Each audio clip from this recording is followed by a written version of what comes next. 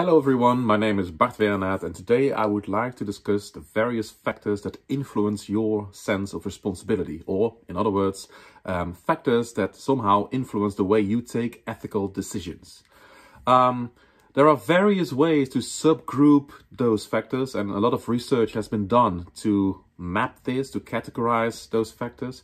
And in my book, in the second chapter of Ethics and Business, A Global Introduction, I chose to narrow it down to individual factors on the one hand and situational factors on the other hand. Please note that it doesn't mean that there is nothing else that could influence your sense of responsibility or your ethical decision-making process. This is just a selection based on existing literature in the field. However, some authors propose to make a different kind of distinction. Some, for instance, narrow it down to situational and organizational factors, and others also add to that the particular characteristics that relate to the ethical dilemma in its own right.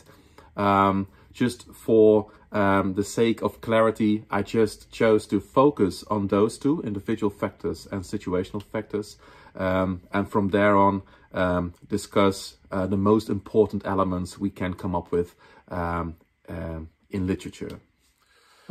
In my book, I make a distinction between three different individual factors that influence the way you take responsibility in a certain ethical dilemma. The first is the nature of the freedom you may enjoy. The second is the level of knowledge, or the kind of knowledge you have or should have, or are expected to have, if you like. And the third is to what degree someone actually has a conscience.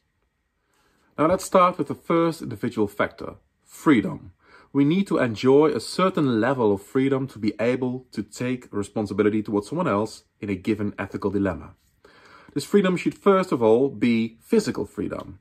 If I'm restrained somehow, I cannot be expected to take responsibility and solve a certain ethical dilemma or an ethical case.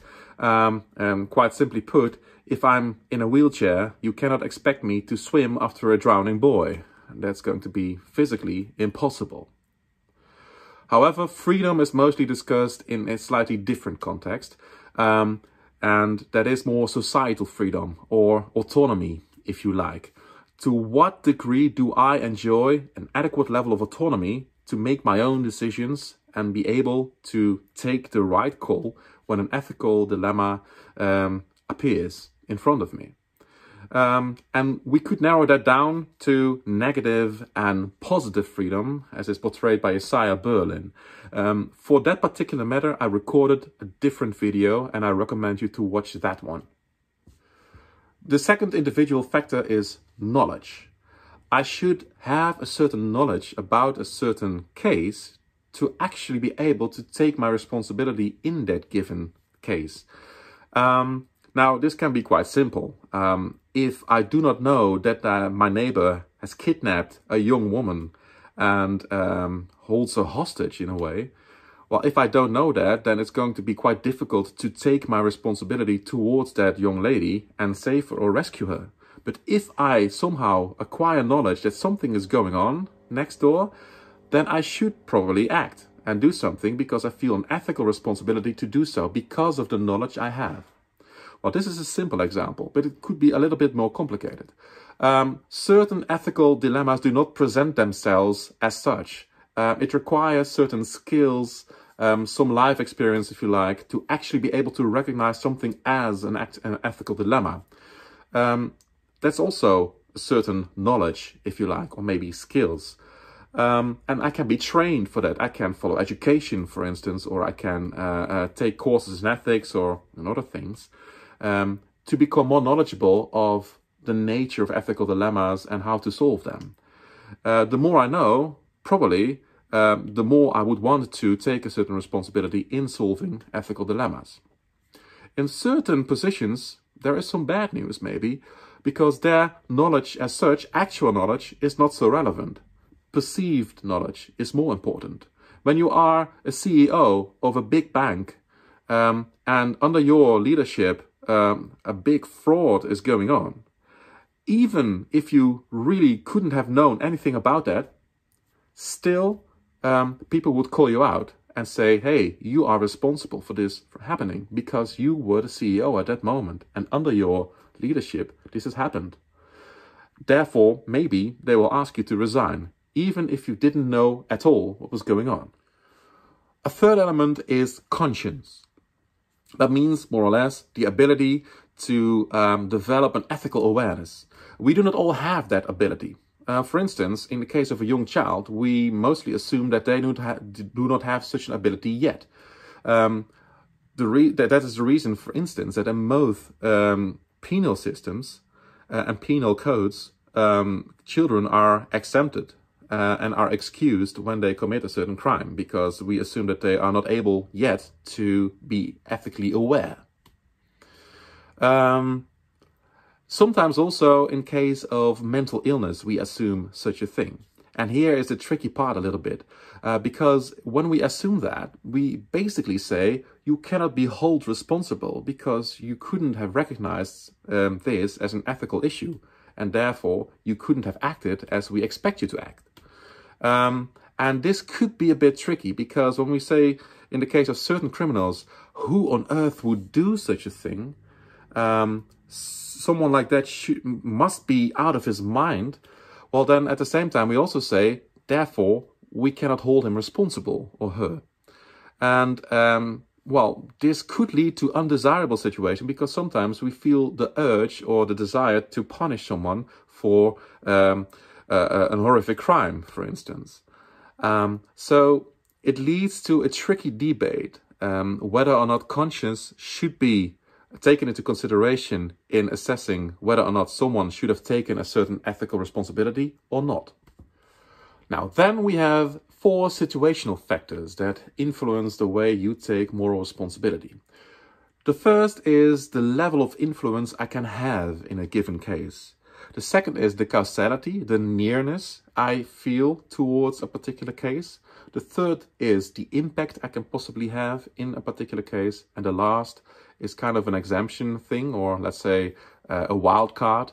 Sometimes my role makes me deviate from a normal decision procedure when I take an ethical decision. For instance, because I'm a father to someone, and that makes my role different compared to just someone to someone. Now, the first situational factor was influence. In other words, the more influence I can have in a particular situation, the more responsible I will feel to actually do something about it.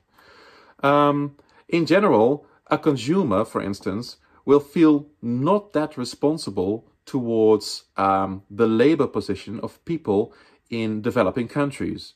Also, when they buy, let's say, cheap garment, maintaining a particular situation in which those people who work as casual workers in those factories might work under very poor conditions. The influence you might have as a consumer might feel quite restricted. I mean, what difference would it make if I do or do not buy this particular t-shirt or this particular pair of shoes?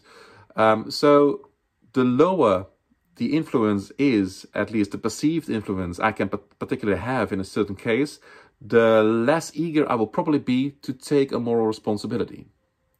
However, if my influence is really big, and I also feel it that way, then probably I will think twice and try to take my moral responsibility. The second situational factor is causality. The closer by something gets, the more responsible I will probably feel. So we were just talking about those casual workers on the other side of the world in a developing country knitting your clothes.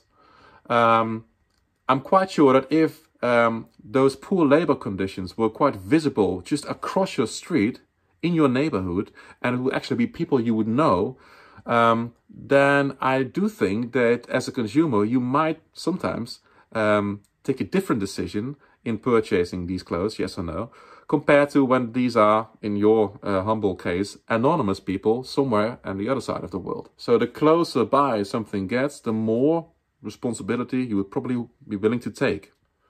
So the third one is impact. The bigger the impact I can make, the more responsible I will probably feel to actually do something about a particular ethical dilemma. Now, just assume this particular situation. I see that someone drops something on the subway system in London, then it makes quite a difference if it's the groceries you just purchased or your child. If the lady you see dropping something by accident is the groceries, you do not jump in front of a train trying to save the groceries. I mean, you can have that influence, but the impact is so limited. I mean, she can go back to the store and buy new groceries. That shouldn't be much of a problem. Why should you risk your life for that? But if it's the child, then maybe you would think twice and try to rescue the child, even if it means risking your own life. So the potential impact you can have in this situation is much bigger when a child is on the rail system compared to someone's groceries. And last but not least, the fourth factor, situational factor, is your role. Sometimes your role makes the difference. So, for instance, when you wear a police uniform, we expect something else from you than when you do not wear a police uniform. When you wear a police uniform, we expect you to interfere when there are criminals, or we expect you to protect someone else when someone else is in danger. So the role you have, the profession you have, sometimes makes ethical dilemmas or ethical decision-making slightly different. The same could be said in the case of particular family relations. I mean, if you are a father to a child, you would probably do anything that's possible to protect and save the child. If it would be someone else's child, you might also feel a certain responsibility, but it's not as big compared to your own children. So the particular position you have towards someone else, the particular relation you have with that someone else, could at some point influence the level of responsibility you feel in a given ethical dilemma. So, in a nutshell, 3 individual factors and 4 situational factors influence the way you take a certain responsibility in a moral dilemma. The 3 individual factors were freedom, knowledge and conscience, and the situational factors were influence, causality, impact, and your role/relation. I hope you've learned a thing or two today, and thank you very much for watching. Good luck studying. Bye.